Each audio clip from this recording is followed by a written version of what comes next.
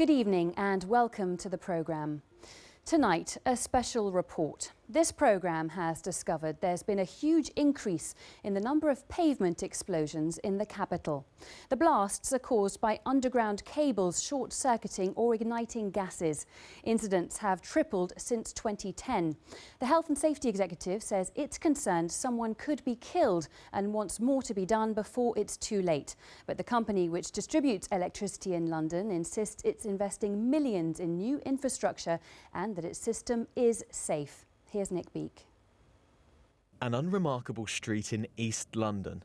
Imagine for a moment you're the man in the tie walking down the street. There's no way you'd guess what would happen next. 3 years on, we've tracked down that man in the tie, alive to tell the tale. Just. Basically, I was coming back from the shop, heading back into my office, and it was a wet day, and there was a puddle here, so I decided to get off the pavement and go onto the main street. And then about a good 2 seconds later, there was a huge explosion, and I turned back and I saw a big fire with a lot of black smoke appearing from nowhere.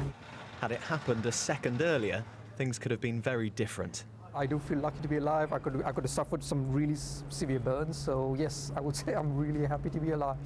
Pimlico Road, central London, April this year. A blast has just ripped up through the pavement. Then this. Oh my God! Another narrow escape for a passer-by. And we've discovered that underground explosions reported to the Health and Safety Executive have tripled. Figures we've obtained show there have been blasts right across the capital. In 2010, there were 12. In 2011, just 8. But in 2012, there were 29. And so far this year, there have already been 12 blasts. So the big question is, what's causing these explosions under our feet? Well, often it's an electrical fault. Maybe water's got down into the power cables and there's a blast which surges upwards. But also there can be a gas leak, and it only takes one small electrical spark, maybe a couple of miles away underground, to create an explosion which is so powerful that it powers up through the pavement. This is a photograph of the manhole in question. It looks as though a bomb has exploded, and 76-year-old grandfather Colin Wingate did not escape unscathed. He spent 6 months wearing a knee brace after a manhole cover exploded in Harrow in 2011. I stepped on it. There was a huge explosion. The iron manhole cover left the ground, I left the ground, and it was bedlam. More than a year later, the company which started distributing electricity through London 2.5 years ago, UK Power Networks, accepted liability. They are not doing enough to ensure that these accidents, incidents, call it what you like, call them what you like, don't happen anymore. Because sooner or later, at the rate these explosions are continuing, sooner or later, somebody's going to lose their life. And the increasing number of explosions has worried the Health and Safety Executive. It says it will prosecute if necessary. Is your concern that someone could be killed by one of these explosions? It is my concern, yes. This is why I'm having regular meetings with the UK Power Networks. I'm testing them. It's their risk, it's their responsibility to manage their assets. UK Power Networks insists that its 36,000 kilometres of underground cabling is extremely safe. This team is one of 4 which checks 80 locations every day, sending down cameras to check for faults. The company says pavement explosions are very rare. I'd like to reassure Mr Wingate that we are doing an awful lot to make sure that London continues to have a safe and reliable electricity supply.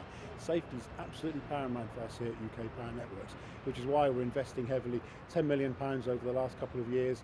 That investment continues over the next 8 years to ensure that London does keep that record in safety and reliability, the best in the UK of any of the other network operators.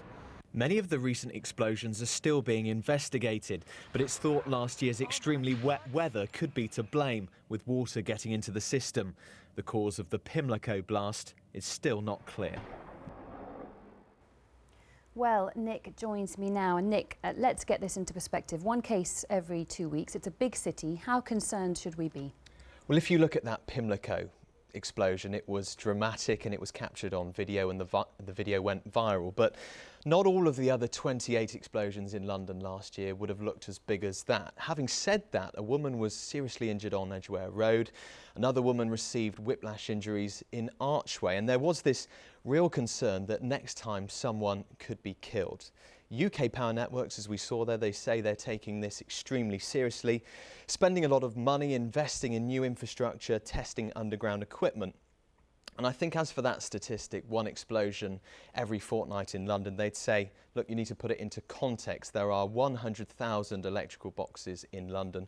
We're talking about a very small number of faults. I think they would argue that there's absolutely no need for Londoners to think twice before walking over a manhole cover in this city. But clearly for people like Colin Wingate, it's something which affects them a great deal. Indeed. Well, thanks very much for that special report. Nick Beak, thank you.